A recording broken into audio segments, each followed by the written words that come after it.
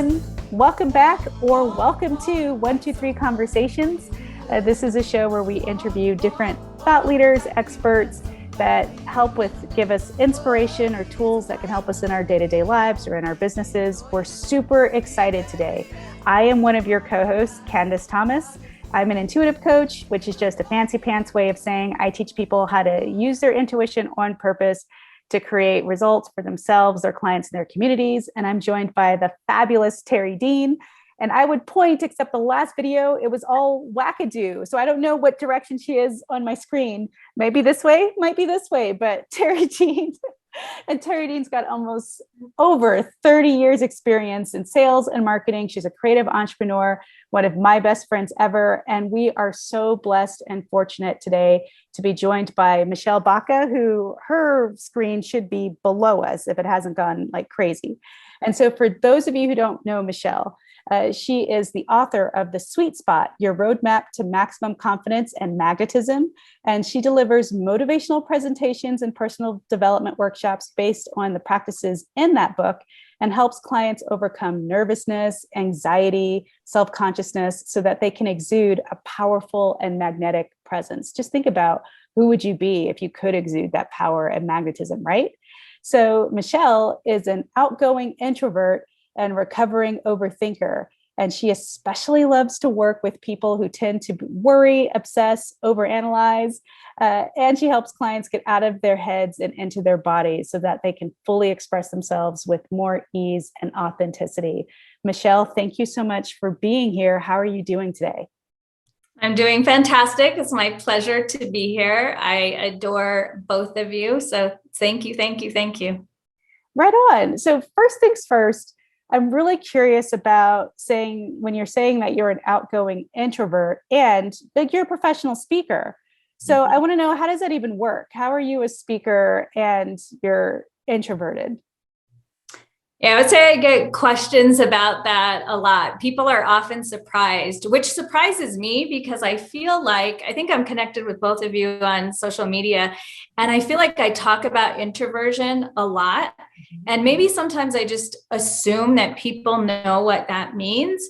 And so it's just interesting. I'll meet people and I'm like, how are you surprised that I'm an introvert? I talk about it all the time, I feel like. But again, like I said, I think there's some misconceptions about what introversion is. And a lot of people equate it with being shy, being insecure, having social anxiety. And I think that those things do sometimes go hand in hand with being an introvert. It just so happens that it's more challenging for introverts sometimes to be able to manage their energy, feel safe, feel grounded in public and social situations. And so I get it, but once you understand that they're really separate and that it doesn't have to be that way, it can be really fun. And I think, because I think a lot of introverts do feel limited in some ways. But having had to develop myself as a speaker while being an introvert, I do think it gives me an edge as a coach, because I understand what people go through when they experience, like all these bodily sensations. Like it's a very real thing.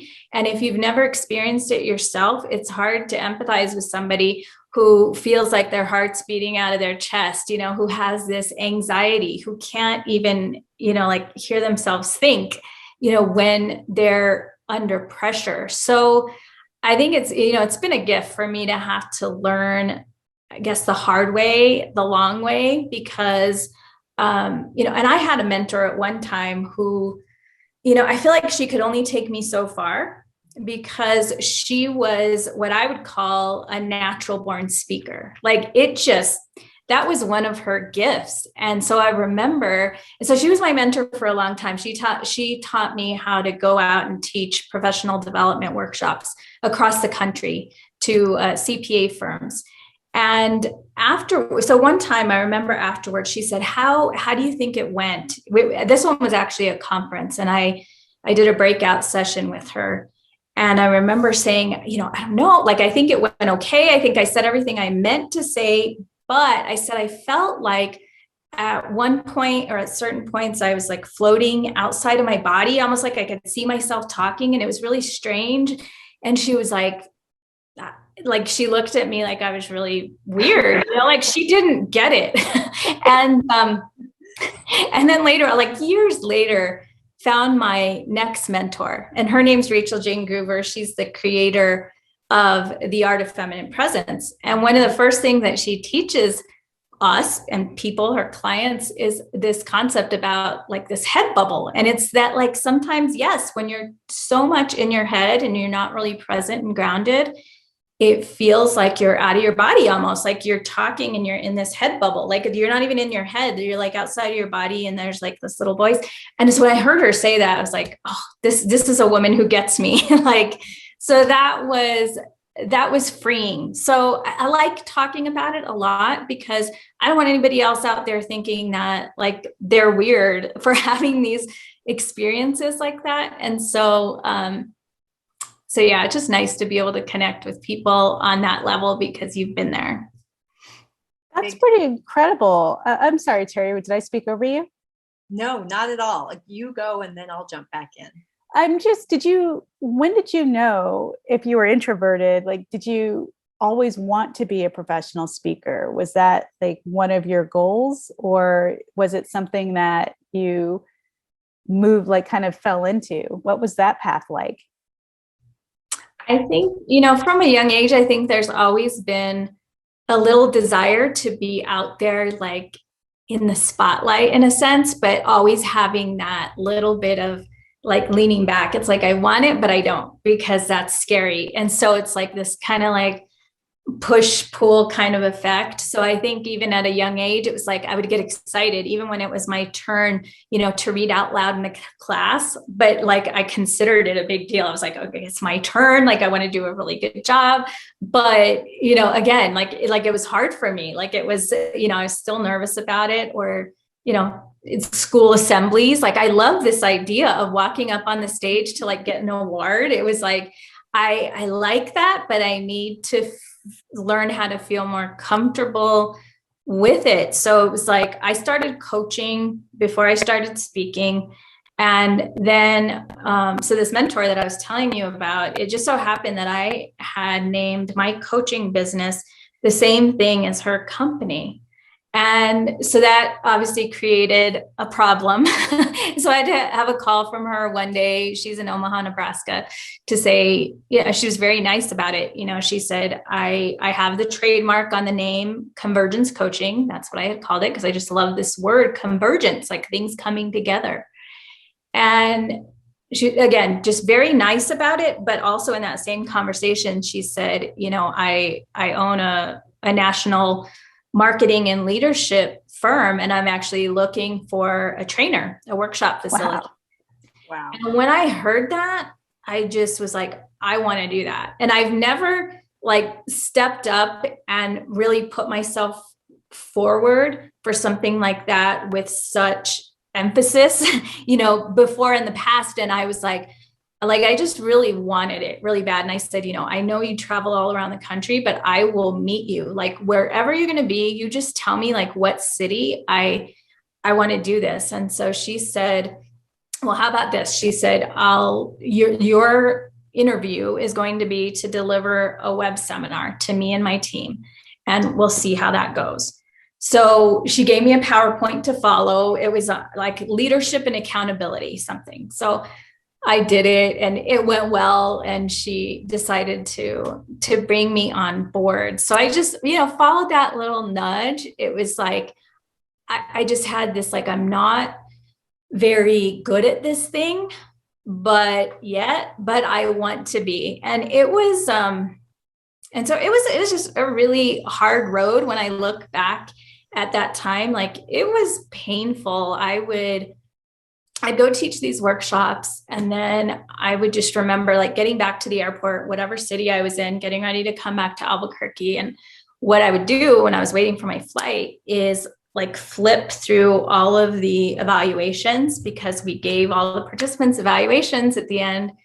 And, some of them were not good. I mean, like we had a scale of 1 to 5, right? And I would see on the form where they were rating me was right next to my boss, mentor, or her partner.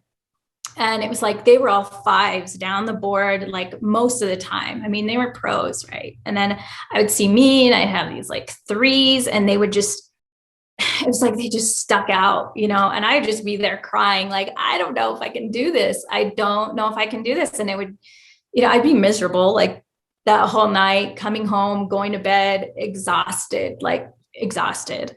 But you know, I'd wake up the next morning and I'd do it all over again because it was like I just needed to cry it out. I just needed to sleep, and I was ready to go back out there. And so sometimes I think about that. I think about those audiences, and I feel kind of sorry for them because I was like I was very rehearsed. I was a very prepared speaker, but I can totally see how it just had this like almost like a too polished kind of, you know, but that's just, I don't know, like I had to just start that way in order to learn how to loosen up a little bit and still feel confident that I knew my material.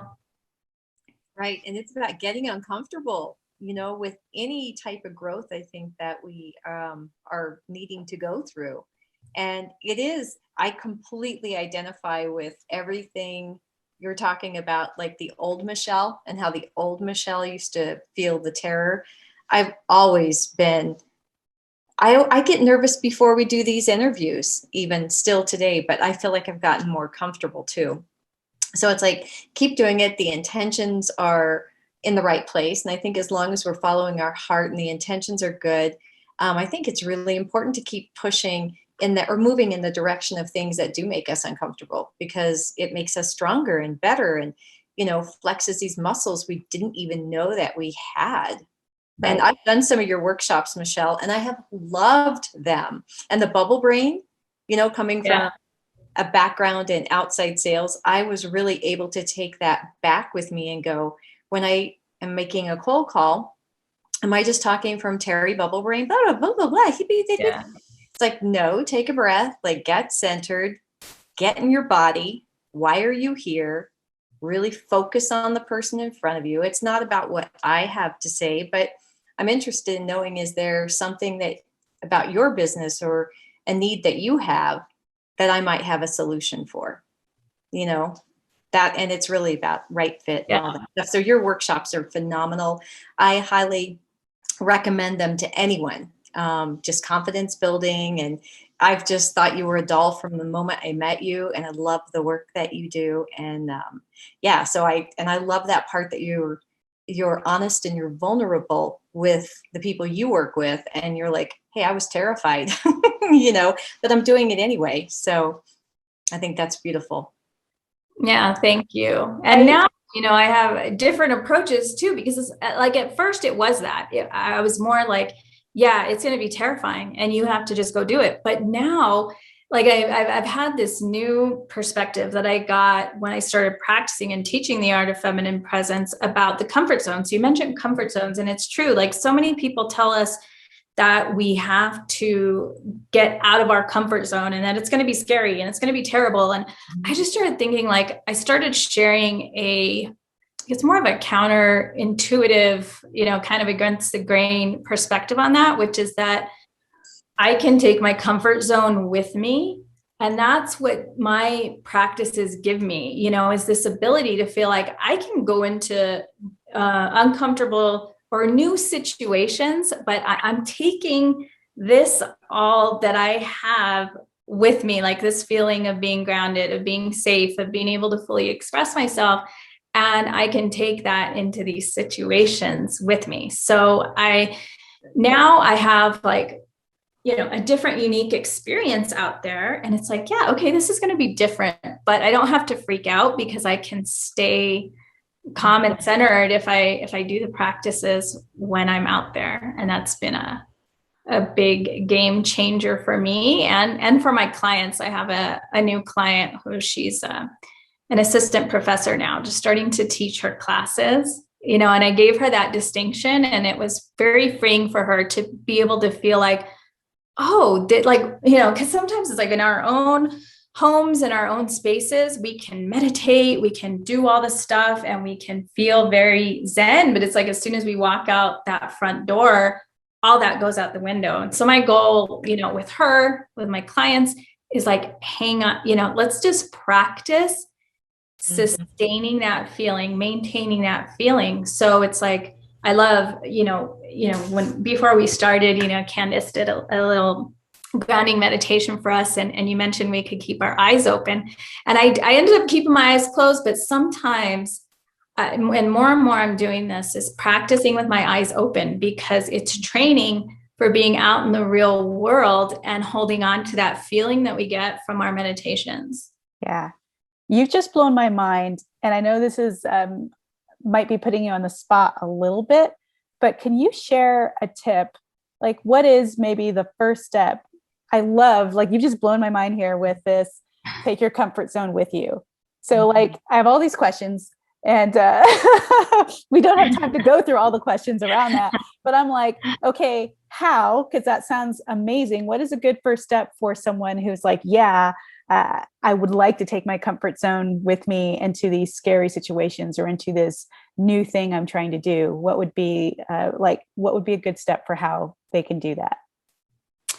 So that would be to, just increase your awareness of what I call your energetic presence. Some people call it your aura. It's the space around you, right? It's like an arm's length outside of your body in every direction. And so in my work, I do a lot of helping people become aware of their energy, feeling that you don't end just with your physical body. And so teaching people practices to get in touch with those sensations, because it's really about, first becoming aware that that does surround you and that's part of you. That's part of, what people feel like when you say somebody, can just walk into a room without saying a word and you feel their presence. That's why that is. So it's like, we can't see it, but it's real. And everybody knows that it's real because of that. You can feel somebody's energy. You can feel somebody's presence. A negative person can walk in the room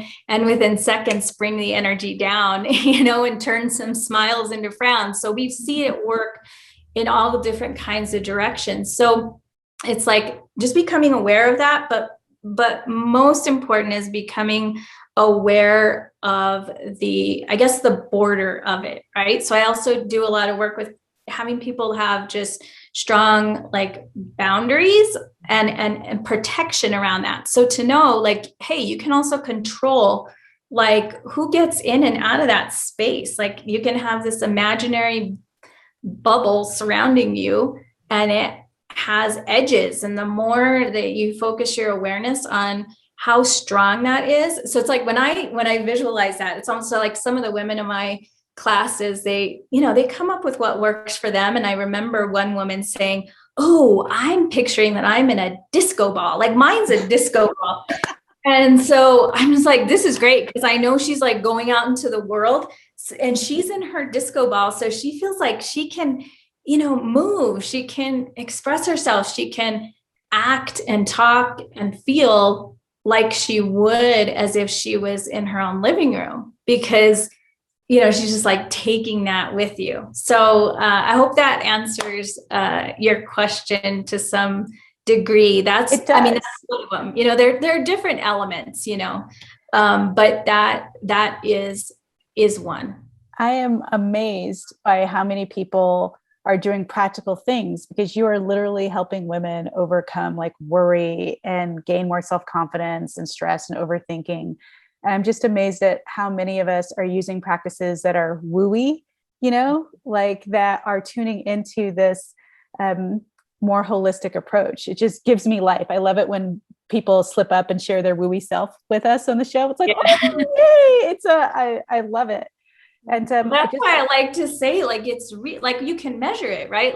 There are machines out there that can measure the energy around you. So it's not like we're making this up. It does sound woo-woo, but there's science behind it. And so that's why I like, one of the people I love to follow and learn from is Joe Dispenza. I don't know if you know of him, but he's very much about presenting like the brain scans of people, before meditation and after meditation, because he knows that some people, we also want to know, like, intellectually why this makes sense and why this works.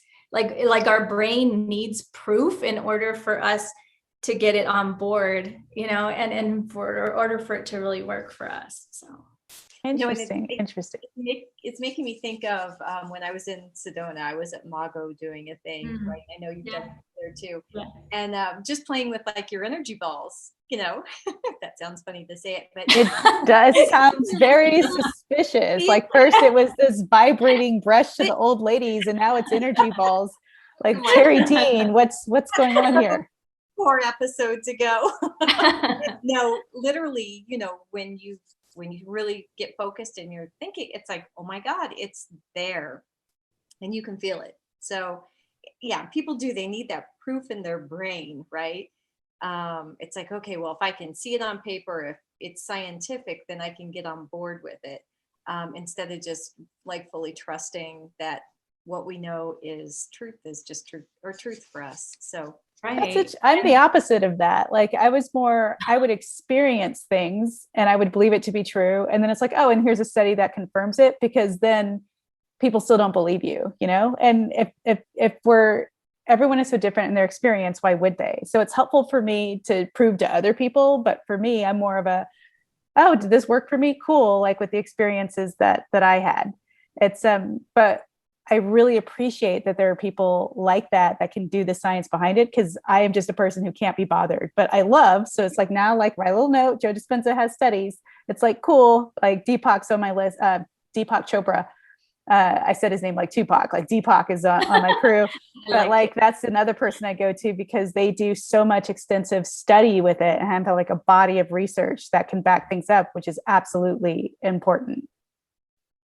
Yeah. And hearing both of you talk reminds me of one of the other, like I'll do a group practice sometimes so that people can feel what it's like once somebody like puts up their energetic protection versus when they have it down. So that, you can be like, oh, this is my own proof too. Like I can't see it and I can't feel it. I can feel it in a way, not with my hands, but like, and I remember, so once I started practicing it and started seeing people respond to me in different ways, then that was another kind of proof. So, and that's even more important because it's like when it's not somebody else's proof and it's your own proof from your own life experience, then that really gains momentum and it starts to get more powerful for you. So I remember like I just, sometimes I say I don't have the best memory, but there are certain things that stick out that I can remember in vivid detail. And this is one of them when I was starting to practice this. And I remember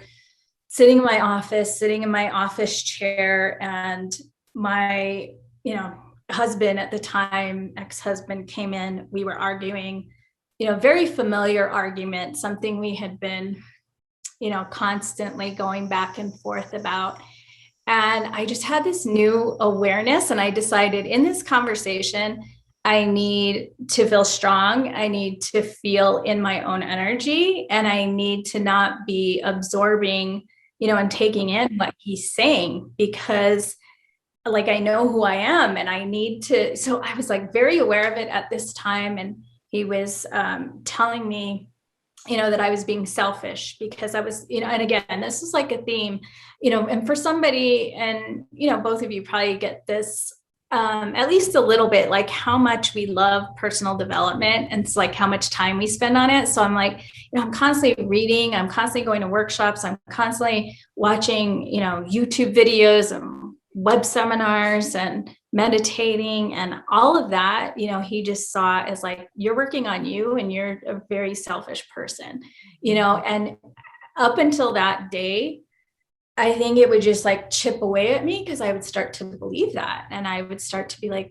maybe I am selfish. Like maybe I need to scale this back a little bit, focus more on the family, whatever it was.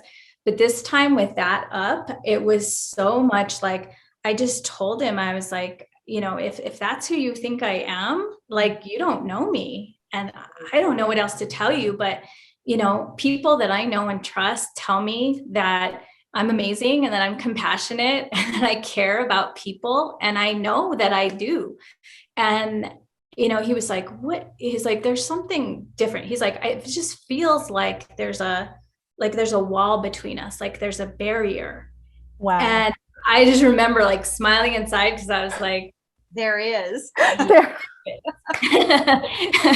You just can't really see it, but you can feel it. And so that for me was another, validation. And so I like getting those little milestones along the way where you're like, this really is working. I love that. And I think people who are really analytical and not so woo-woo, I know I've used the example of having someone walk into a meeting, when you're in an office or 12 people and everyone's chipper and having a good time. One person walks in and it's like, whoa. Okay, Yep. That's energy. And they're like, oh, I get that. I have felt that before. People who don't think they feel those things, it's like, no, they do feel those things. Right. Or, the opposite, someone amazing walks in and lights up the room and everyone's like, yay, we're so happy to be here. Right.